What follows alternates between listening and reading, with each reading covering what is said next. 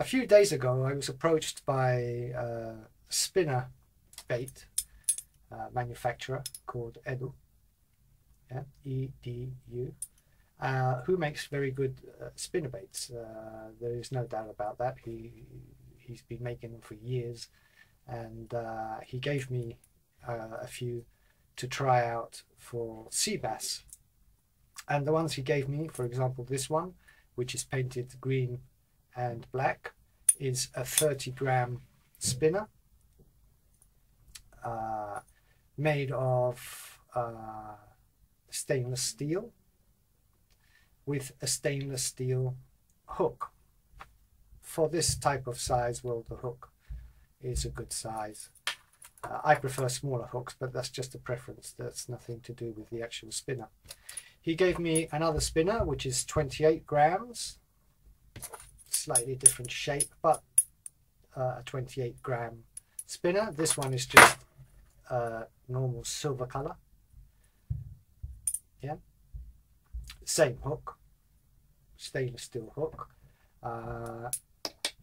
He gave me one which I believe, I might be wrong with the actual weight, but is 26 grams, and this one is painted black and red. And he gave me a smaller one which is 12 grams. For the 12 grams, I think the hook is rather large. The hooks are stainless steel. Now, anybody who's read my page, who's gone to my page, will know that I'm anti stainless steel hooks. They are the worst for actually penetrating.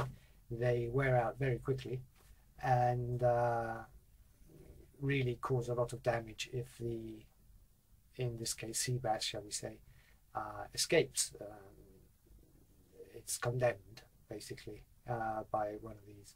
Now, he told me that these were strong enough that if I snagged on mussels or goose barnacles or on the rock, I would be able to rip the mussels from their anchorage or the goose barnacles and bring everything back. That's fair enough. I'm sure the hook is strong enough to do that, but I would have to be fishing with stainless steel wire. In other words, the line would have to be stainless steel, which obviously I do not use. I use braided 0.20 millimeter braid of high quality, but you know, if I snag on a rock, I'm going to break the braid, or the leader, which I use a cigar fluorocarbon. And for these spinner baits, I probably use the 0.40 or slightly above that millimeter line. Now, as we say, a chain is only as strong as the weakest link, and the weakest link here will be the actual link where the plate is attached to the spinner, which seems to be copper. Now, it doesn't really matter whether it's copper or not. Anything which you throw into the sea, which you cast into the sea and use, and don't wash in fresh water afterwards, will eventually rust, whether it's stainless steel or not. It will rust. It will decay. There is no question about that. So as far as the manufacturing, and he actually manufactured them, he made them in front of me. As far as manufacturing is concerned, top rate, no problems there. So in quality, 10 out of 10 really. Not much I can say about that. Against it, so it's the parts, the bits that I find against the actual spinner is firstly the size of where I would attach the clip. Now, I use a clip. I wouldn't go directly onto the spinner for the simple reason that I might be changing lures every 10 casts or something. If I find I'm not catching anything, then I'll change the lure. So obviously I use a clip of some kind. This is a Rapala clip, and it might be slightly small and fidgety to actually use. That's on the downside.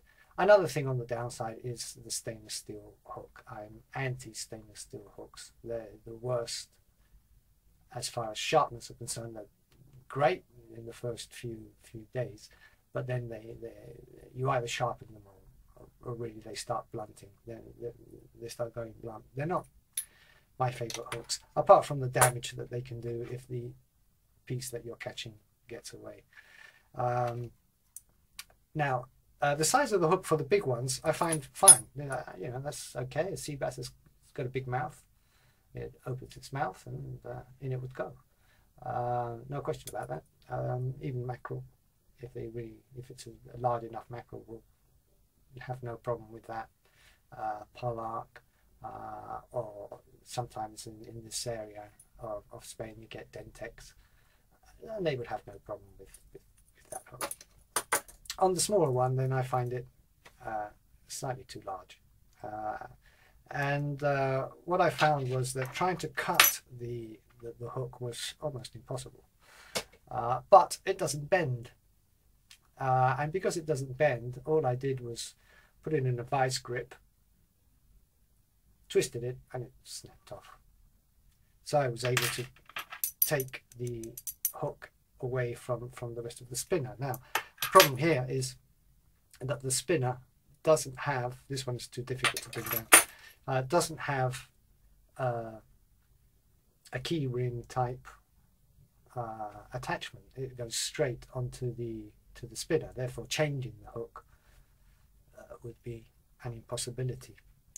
So what I did was this one was get rid of the hook, just snapped it off, and I will show you now what I plan on doing with that. These are my first impressions, and until early morning today, or tomorrow I should say, I won't be trying them. So as far as effectiveness in the water, I can't say.